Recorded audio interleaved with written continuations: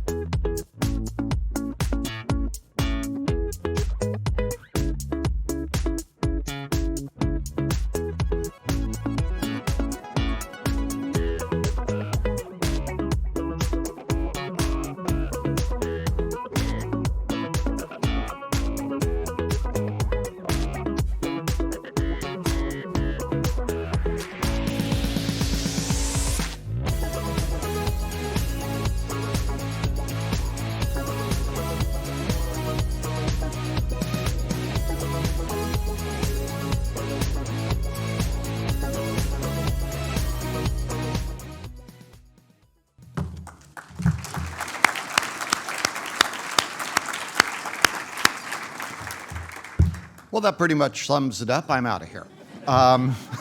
So in case you were wondering, the state of the city is awesome. So I just want to put that forward. Those are just amazing numbers that you saw go by there. Wow, 15,000 permits issued, more affordable housing, that 88. That's just the beginning of our affordable housing plan. 89,000 inspections. And gosh, it was something like 936,000 square feet of office construction. Brennan, you couldn't get it to 1 million? Come on. So, I want to, as we begin here, I want to have a few thank yous to people who are here. The first is, I want to say thank you to the city staff that's here, led by Brad Miyake.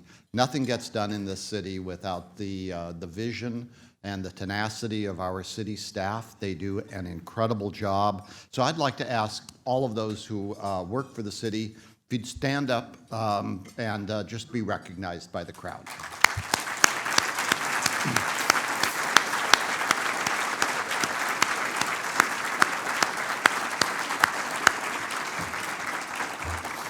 So I've been doing this for 16 years and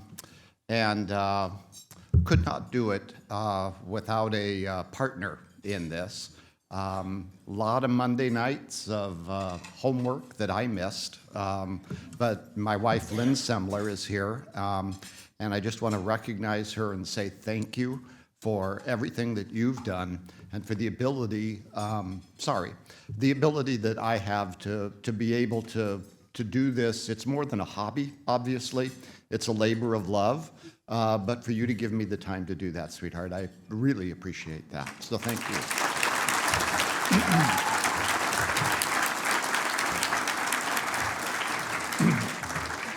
Lynn is the office manager at Bellevue High School, and she, as with her second career there, she has always managed to figure out a way to have the school resource officer in the office right next to her. So I always say she has a better security detail than the mayor does. And another thank you as part of the presentation that you'll see today on here, as I do want to thank a great organization, and that's the Eastside Heritage Center. We are liberally using some of their work and some of their archives in our presentation. Our deputy mayor is not able to join us today. Lynn had to leave the meeting last night. She got word from her husband. Her father is ill, so she is tending to family business today, and that is, of course, always the most important thing. She was really looking forward to being here, and I was looking forward to having her with me. So if you could kind of keep her and her family in your thoughts and prayers today, I would appreciate that. So I'm going to speak hopefully for 10, maybe 15 minutes, and then we're going to do a lot of question and answer. A little bit differently than what we have done in the past. But the theme today is Bellevue Bold. And what does that really mean? I think we are always bold here in Bellevue. And yeah, we're kind of strutting a little bit. We got that peacock walk going right now. But you know, it's also important to be bold and to be humble, and we always have to remember that. We have never been timid in Bellevue. We have always been reaching toward the future. But being bold is not being reckless. It's not means that you're brash. It doesn't mean that you are boastful. Being bold is about being intentional. And that's a really important word that I've come to learn, to be intentional as a city. And Bellevue has done an incredible job of doing that. We set a vision. We elect councils that are then committed to that vision. We have city staff that figures out ways to create that vision and to continue it. And we have a community that comes along and supports us. I really encourage you to read the full council vision for the city. It's a lot more than the 3 lines that are up here on and take a look at really what our roadmap is for Bellevue in 2035. Now, we have been bold even from the very earliest days of the city. I mean, imagine you are in Lake Washington, you are in a freshwater lake, and you decide that you're going to be the home where the whaling fleet comes and winters. That's kind of being bold about it. That's creating kind of the first international flavor that we had in our city. And we have continued to be bold. Think about this. Back before we became a city, the visionaries of Bellevue knew that we had to be connected across the lake. So they went out and they created this idea. We're going to build a concrete pontoon bridge, float it on 2 miles of Lake Washington, and have a federal highway run over it. And they convinced the government to do it. That's being bold. And it was also the thing that really began to have Bellevue continue on and really become an amazing city. Long before the Growth Management Act, Bellevue was planning for its future. Many of you in this room remember the 80s and the 90s and how we were going to grow, and there were battles over that, but as a city we came together, we planned for downtown Bellevue, we invested in roads, we also invested in those things you don't see, the pipes under the ground, the infrastructure that keeps the city going. We also decided to invest in community gathering spots. That's our parks, for one, but also many of the institutions, including the center that we're in right now, Meydenbauer Center. It was a controversial issue when it came up first, but we have our convention center. It is doing very successfully, and it is where Bellevue does business, where Bellevue comes together to celebrate its culture, and where Bellevue comes together to create a better community through our fundraisers. Our latest, I shouldn't say our last, because there's a lot of them to come. The latest bold move, and many of you came and helped celebrate with us, and that was Meydenbauer Bay Park. Now, I like to add the word beach in there because that really does connote the fact that it is a waterfront park. This was a vision carried out by multiple city councils over more than 3 decades. It was possible because of intentionality. The city set a bold vision. It then, from the staff standpoint, went about acquiring properties, going through that. We were intentional in the way we set money aside so that we would be ready for a big purchase when that property became available. We did that, and then we went into a public process. It's amazing how beautiful parks are, but they are the most contentious public process you will ever go through. And this, too, was contentious. But again, by being intentional in working our way through that, we created a great vision for a park. We came up with a terrific plan for how to phase it, and we brought the community along, those who had some real strong questions about it, especially those who were neighbors of the park. We brought them along. We had developed a set of principles. We adopted those principles, and we're sticking to them. And that is the way you can take a very important project, one that is contentious, but again, by being intentional about the way you approach it, you can make it work. The early visionaries of Bellevue knew the importance of our neighborhoods, and I do want to make sure our house is just cropped out of this photograph because we do need to do a little painting. So didn't want to show that. But Bellevue was ground zero in the 1950s for the expansion of suburbia. Car-oriented, every home a castle. The moat was that picket fence or cedar fence that goes around. And that is the way we came about developing. And again, the visionaries for the city wanted 2 things. They wanted to have that housing. They wanted to have it quality development for that housing. But they also saw the importance of having it affordable, because that's how you create neighborhoods. And what I call mixed income neighborhoods, places where all of us can afford to live and be a part of those micro communities within a larger community that we call a neighborhood. That is under stress right now, because so many of our neighborhoods are no longer affordable. And we saw some great work from Challenge Seattle earlier this year, sort of pointing out how that has accelerated over the last few years. But we need to get back to that, to find ways to have housing that is affordable for all of us to live in this city. And I know that the city is up to that. It is a very bold challenge to all of us. And when I say this city, it's not just city government, it's all of us in this room working together. Because we need to have places in this city where the kids who graduate from high school Once they go through college, they can get a job, they can come back here and live here.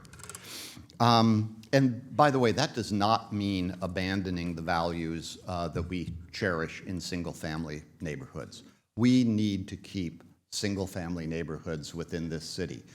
But we also need to be smarter about how those look and where we place certain types of growth, in particular multifamily housing. Our new neighborhoods are using the ground in a little bit of a different way. These are the evolving neighborhoods of Bellevue, and we have really gone with a lot of high-rise construction. But as we know, high-rise comes with a high cost. So what we really need to, again, be looking for are those other areas where we can place multifamily housing, make sure that it is more affordable, see how there are some ways within single-family neighborhoods where we can get more housing into them and yet not change the character of the neighborhood. In fact, improve the character of the neighborhood, because neighborhoods improve when you have people of all strata living in them. Let's go to the next slide. So growing our economy. We're very intentional about our growth, and that includes our economic growth. Our economic development team at the city is doing incredibly great work. You know, the downtown plan was adopted decades ago, and we recently refreshed it with the downtown livability plan. And that is now taking shape, and again, reimagining our downtown. When I ran for council first, there were about 2,000 people who lived in downtown, 1 square mile. There are now 14,000 individuals who call it home. I was thrilled to see the Bellevue School District has joined the Downtown Association. Because I drive through here all the time, you can, and actually when Lynn and I were first here, there were like 2 kids in our neighborhood who got on the school bus. 2 kids. Now, if you go along Bellevue Way, the bus stops, and it stops every 2 or 3 blocks, and there are 16 or 20 families that are there waiting to see those little kids come home. And it is amazing to see that. And so I'm glad that the school district is here and being a part of the growth of downtown. We also started planning for a new growth center in Bel-Red, and that was back in about 2006. And again, a bold idea that was to use the light rail stations, first to attract it, make sure that Sound Transit put the light rail stations there, and then to build these nodes around it. That's the way we handle our growth, so that other areas of the city, we don't have to peanut butter all of the growth over it and create more problems for it. It's a bold idea, and again, with intentionality, it is becoming a true reality. Light rail is not just a mode of transportation. In fact, in some ways, on the three-legged stool of growth management, economic development, and transportation, in some ways, light rail is the least of it, is the transportation function. It is the fact that having it there creates economic development around it and allows us to grow in a really smart way and to create places where we all want to go and be.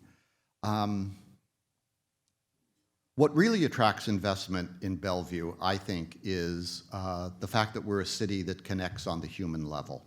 Bellevue's always been bold, and it's always been about connecting people. In Washington State, you just don't have any incentives for business. Our state constitution stops you from writing a check to a business to get it to locate here. That's probably good. But what does attract business to locate here is the high quality environment, the service that a city provides, and the ability to create great places where employees want to work and also where they want to live. Completing the downtown park a couple of years ago was really important. For me, it was really interesting to hear the stories of those who were on city council and involved in the community, and what a big lift that was. It came down to a 4-3 vote on the council. There were a few arms that had to be twisted. Then there was the ability of raising the money for it. But again, a very intentional approach got it done, and I wouldn't trade that for anything. And now that we've got it completed, thanks in part to the city, the taxpayers helping us out with a levy, it creates a place where Bellevue truly meets. Again, the convention center here, I talked about it. I think this is another very important part of how we have done this. Parks and trails system in this city is incredible. You know, we're known as a city in a park, and we continue to be that. And again, it attracts people here. Now, you haven't probably heard the phrase East, well, now you have to kind of figure out how to do this. It's either East Trail or East Rail, but that's the new name for what we've been calling the ERC, or the East Side Rail Corridor. And that is another great amenity for this city, and it's going to be spectacular. That'll be the bike and walking trail that'll be the spine of a regional trail system that, again, will connect the east side, and is actually now beginning to have something new called trail-oriented development, which I really like. Finally, there is a very bold next step that we are looking at, and that is the Grand Connection. This is creating the bridge that brings Bellevue together. We will be able to span 405 with an incredible park that will join all of these growth nodes together in a way that we can get around, yes, with cars, yes, on rail, but also by walking and trails, and it will be an incredible place for people to gather. Oh yes, 12 slides in, and now it's time to talk about transportation, because transportation also is a great connector. So we have this debate, I think, too often of one mode versus another mode. My approach to this has always been about balance, and I think we're doing that very well. You know, people will talk about all of the transit and all of the rail. We have had a massive building plan for major roadways in this city, and they're getting built, and they're funded in a very smart, reasonable way, because what we need is roads, we need rails, we need transit, and we need trails. Now, you have to do that in a way, again, that is balanced. I won't name any cities, but some cities seem to sway way over to one side, right? And some cities seem to sway way over to another side. And again, if you have that balance, you can find ways to make that work. I am really proud that we are going to connect that Spring Boulevard coming up, because that is a boulevard. We'll connect it this summer. That is a large road. It is a capacity project. And I am also proud of the fact that we put in 18 miles of bike lane last year. It's a way, again, of having that balance in our transportation system, and we truly, truly need that. After 16 years in office, I finally figured out what the job is. You know, when you run for office, you talk about it's important to balance the budget, and we've got to have roads, and we've got to build infrastructure, and we have to have these various systems. And you talk about all of those things. And those are all really, actually very important. But the truth is, the city does that for a reason. And so why do cities exist? Well, yes, it's to make sure that we have all of those services. But a city, in my mind, exists as a catalyst for building a great community. I don't know that we consciously think about that in Bellevue, but I will say this.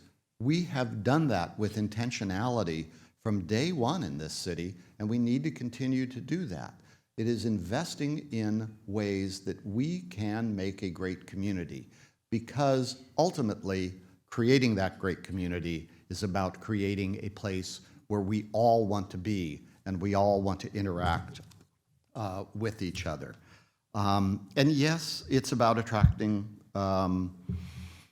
a lot of high-paying jobs, but it's also critical to remember, as we have an economy, it's critical to remember those who are lost in the wake of that economy.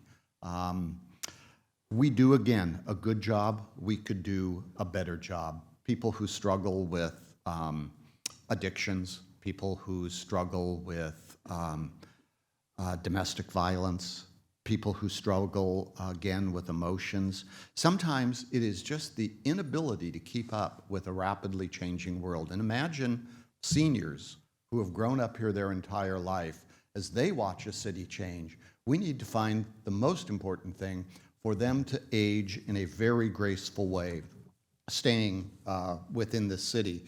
And I think we can do better. I think if we take that on, we can do a better job of that. So now that's it for Debbie Downer. I'm sorry, because here's this. And again, this is where we're strutting a little bit. We changed the slide here from Bellevue Bold to Bellevue Prime. Get it? And Brad Harwood, our communication director, I told him I think there are about 16 violations of Copyright Act up here. But he told me he got permission to use Bellevue Prime. I appreciate that. It actually first came, I'm going to give Jared Neuenhaus, that's the first person who I heard it come from. Yeah, that is really great. And I think we all, it was a boost that we need, and I think we all need to thank Amazon for coming back home, locating here in Bellevue.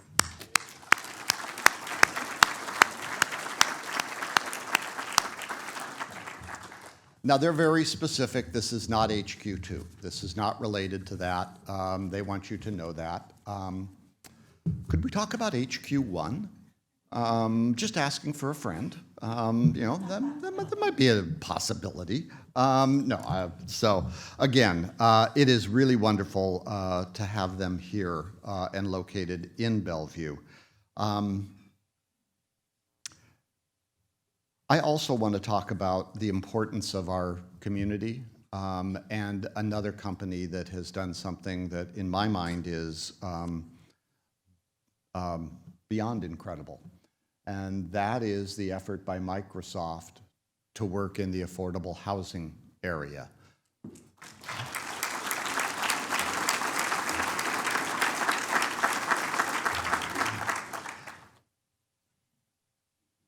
I was stunned.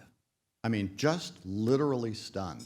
$500 million to be invested within the region of finding out a way that we can have affordable housing at low income levels, but also to try to figure out that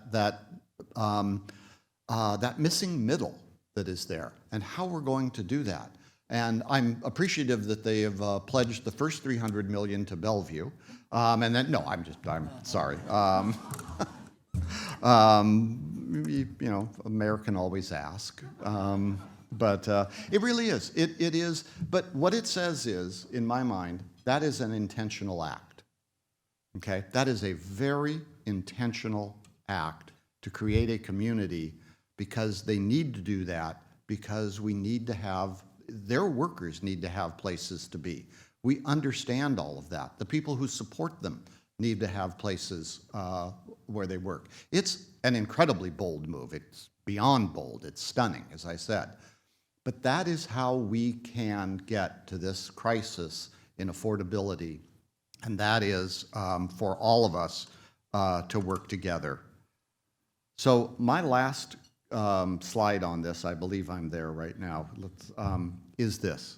Let's be bold together. Let's be intentional together.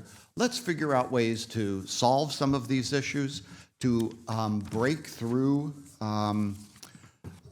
the problems that we have. Let's not look at an us versus them, or a my way or a your way. Let's look again at how Bellevue can be bold. Transportation and affordable housing are the two most critical issues that we face in this community going forward over the next 20 years. So let's continue to work on that, and again, let's be bold together.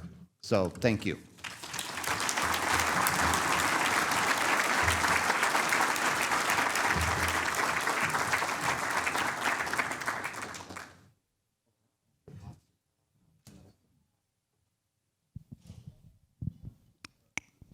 We're on. So now we're going to enter the conversation portion of our program. As the mayor mentioned, our deputy mayor is not here, so you get all the questions, Mayor Okay. Chelmanak. Thank you so much for signing up for that. We'll move the lectern back slightly so everyone on this side of the room can see. You don't want to see me anyway, but we'll get it back. All of the questions and none of the answers, right? Yes, Mayor Chelmanak, my first question for you is when you're making challenging decisions as a council member and you're debating amongst your colleagues, oftentimes you rely on the greater good, some sort of philosophical view of the greater good. In your experience as a council member, how do you end up defining the greater good when making a decision?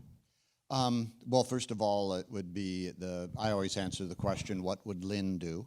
Because, I go through, a lot of you have, job interviews that you have to go through or evaluations, maybe once a year, maybe twice a year. I get one once a week on Tuesday morning. So it's, that's one of the questions. She's nodding her head.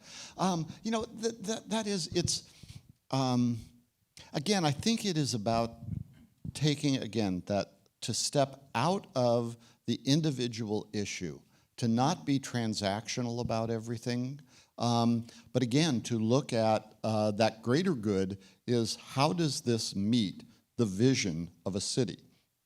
How does this make all of us better? We've had a lot of contentious issues, and it's difficult. But you've got to look at that from the standpoint of, is this going to make, it's going to make it better. How is it going to make it better? Is it going to provide jobs? Is it going to create a new partnership? I mean, a great example of partnerships is the partnership we have with the Boys and Girls Club. But again, creating something that is a park or a facility always has a component of difficulty with it.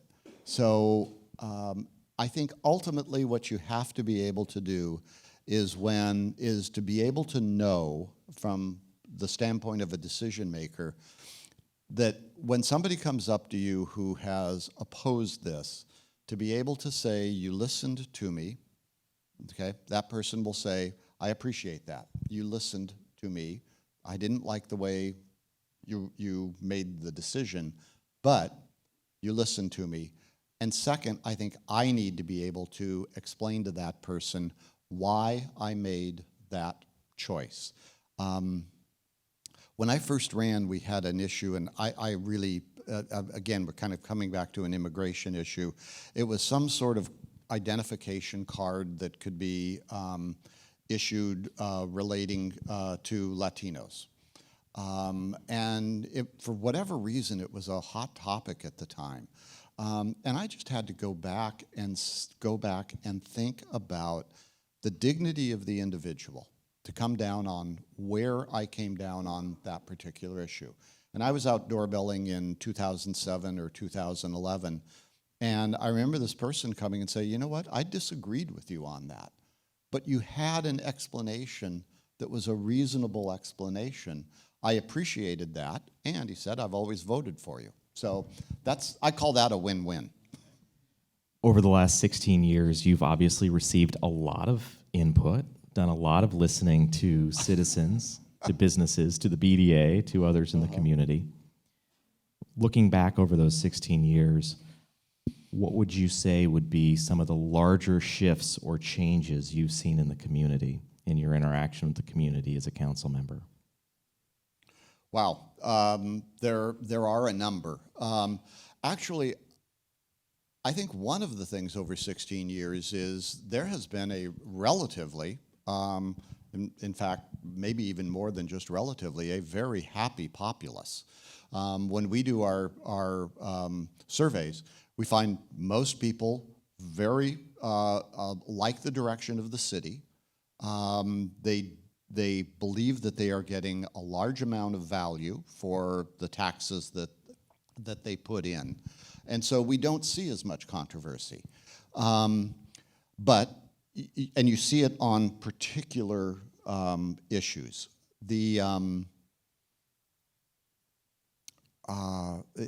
Anyway, say it again, Patrick. I'm sorry. Just shifts you've noticed. Just in shift. the, That's in the right. Community. Shift. Yeah. Okay.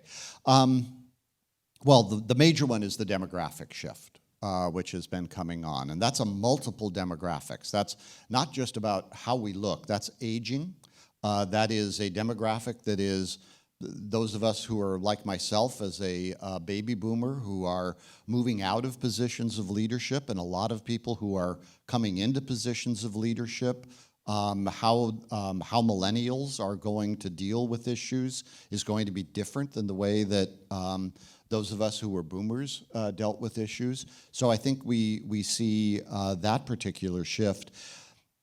We have made a very strong conscious effort to involve everyone in the city. You can't always do that, but the people who are, I will go to some events where I will look out on a crowd and it looks like 2003. I will go to other events and it looks like you are somewhere completely different.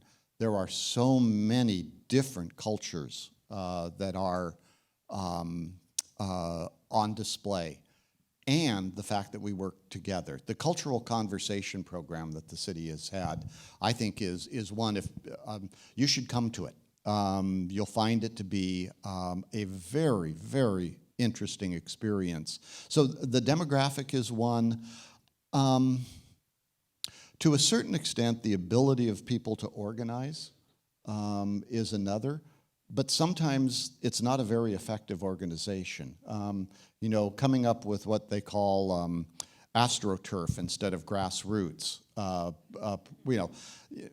You know, to sit there, click on a link, send a message to a city council, and say, "Wow, I've done my job. I've told them."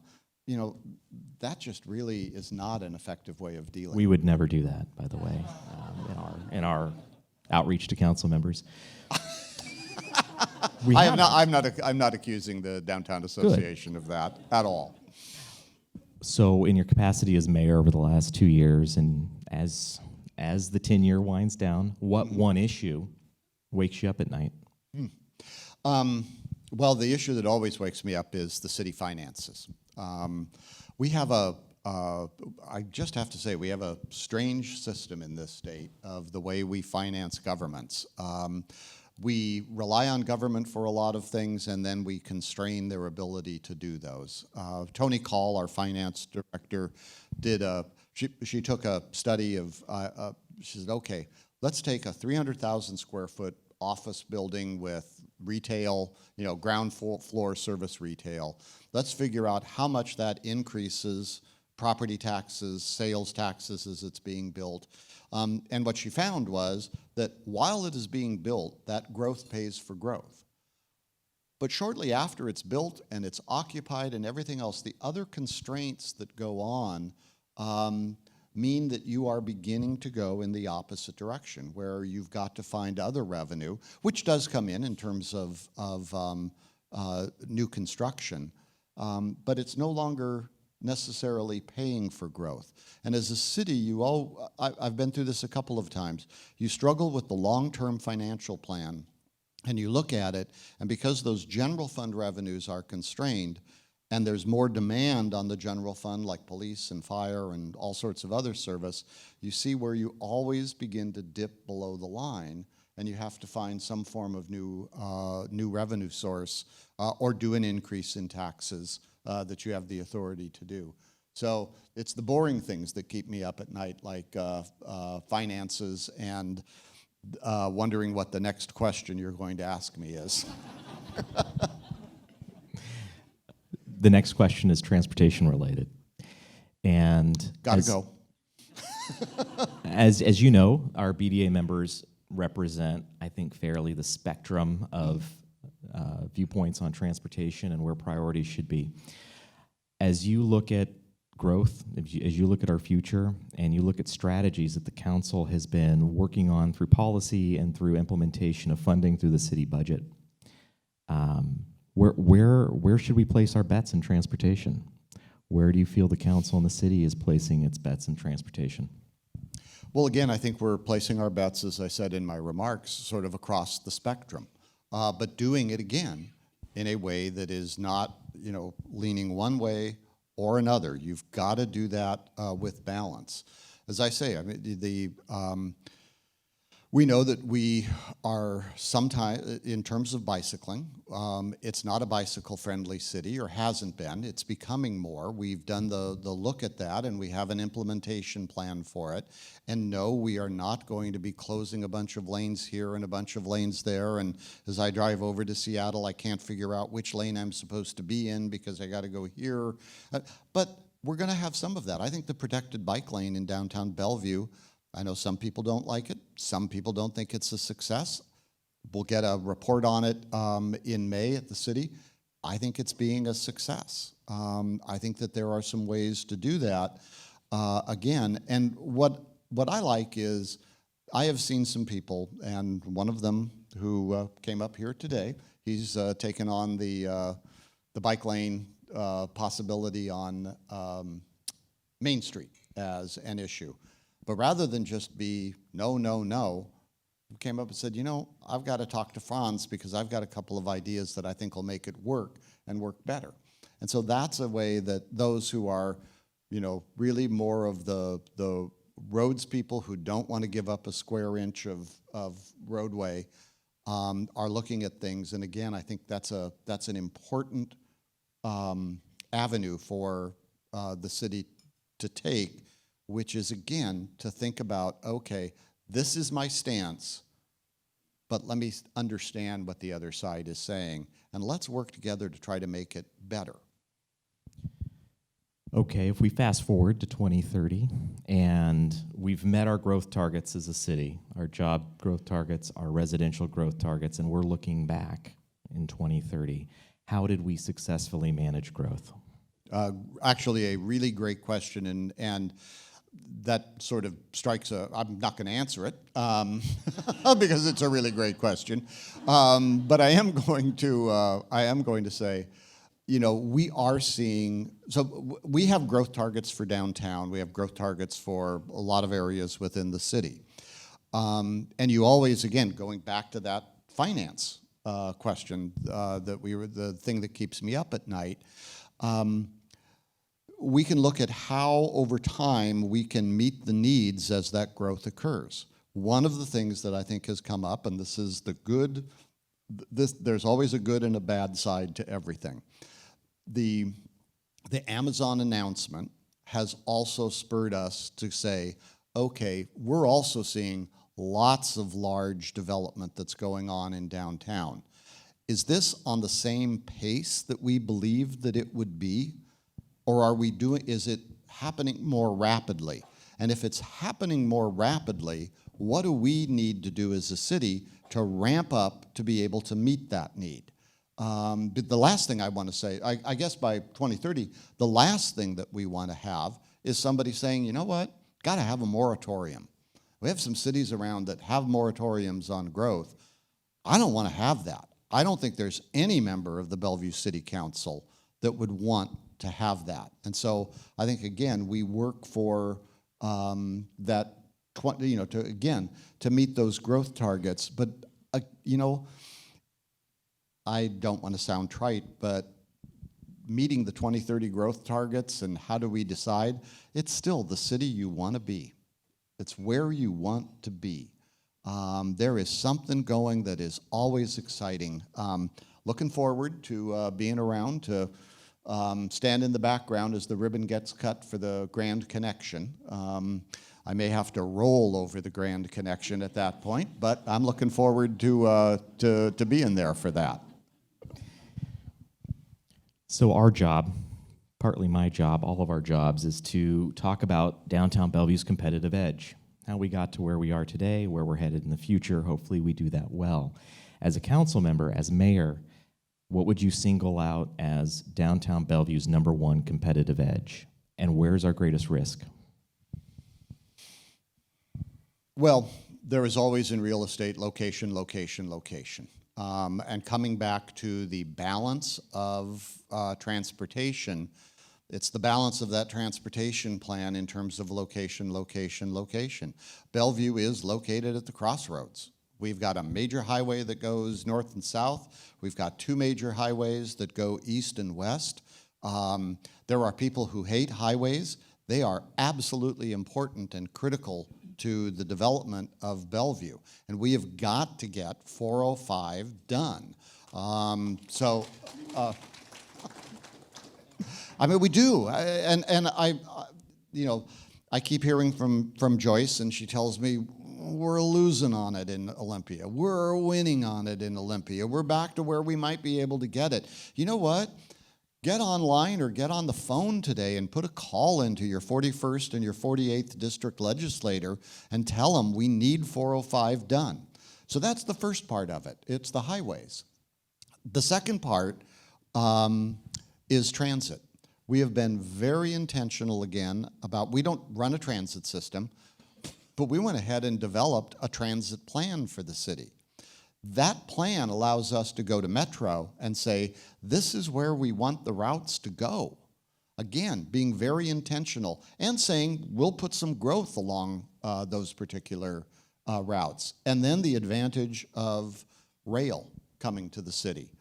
That, I think now, people are beginning to realize what an incredible advantage that is in terms of economic development and our ability to grow smartly. And finally, and again, I'll be retired in the not too far future. I would love to get on a bike and ride that East Trail for as long as I can. And maybe I'll get an electric assist, but to be able to get back on it. But again, I just come back to that balance. And we will always be a safe city. We will put that first. We will be a well-maintained city. We will be a civil city. We will keep a social compact with everyone. And I think that is the competitive edge that we have in Bellevue and on the east side. My last question this morning, is about your legacy as a council member. Looking past your 16 years and winding down in December, your term, how do you want your legacy to be viewed? The guy who lost the downtown Dairy Queen.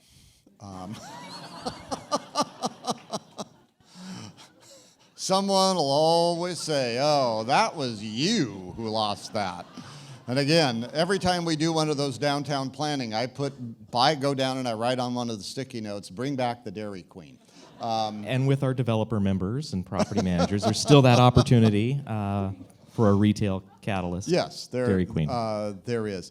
You know, I don't really think in terms of a legacy. There's something that's been important to me as mayor, and that has been the concept of 7 strong on our council. We've worked really hard on that. We've, I think, done a very good job as a council of trying to come together, and even where we disagree, to disagree amicably, have a good discussion about it, and then move on from that. That 7 strong is also one who is a city council that is very respectful to the people who come before us, even if they're saying things that we don't want to hear, even if they have a different opinion. And you know, for me, that has been, it's been really important to me to just kind of bring that concept of shared leadership. We've done it.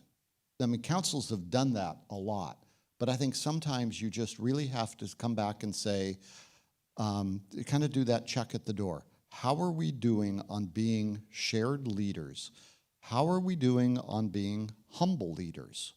We got a lot to brag about here. People don't want to hear you bragging. You know, just it's the, you know, the old thing about act like you've been there before when you go into the end zone, right?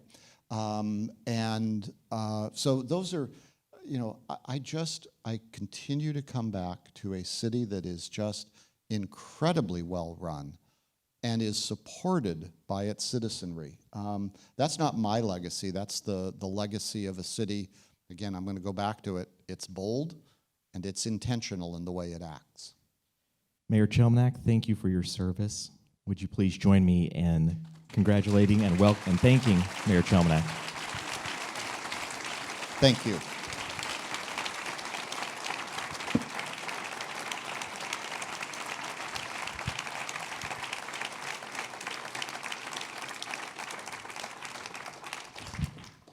I will invite you to join us next month.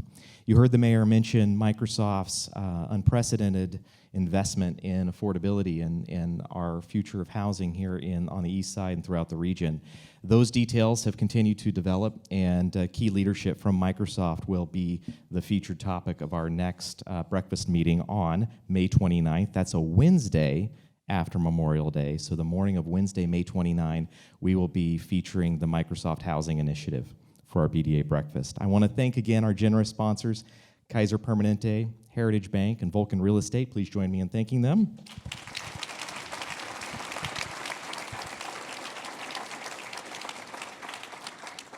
Thanks again to all for being here.